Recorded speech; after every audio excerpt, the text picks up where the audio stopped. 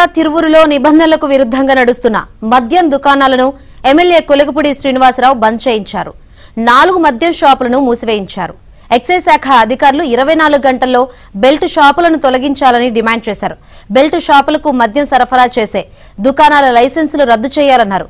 Belt షాపులను తనిఖీ చేసి పోలీసులకు పట్టించారు. మద్యం దుకాణాలు శివారుకు ప్రాంతాలకు తరలించాలని కొలగపూడి డిమాండ్ చేశారు.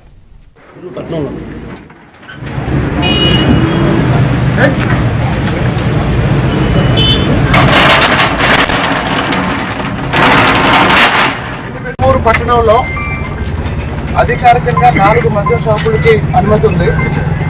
కానీ ఈ 4 మద్యం షాపుల యజమానులు పట్టణంలో దాదాపు 35 నుంచి 40 బెల్ట్ షాపులు నడుపుతున్నారు.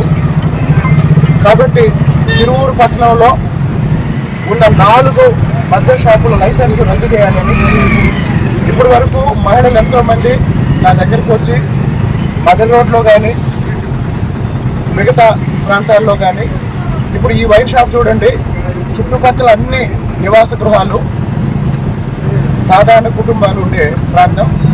ఇది బస్టాండ్ ఈ గేట్లో నుంచి వచ్చే వాళ్ళందరూ ఇటే వస్తారు.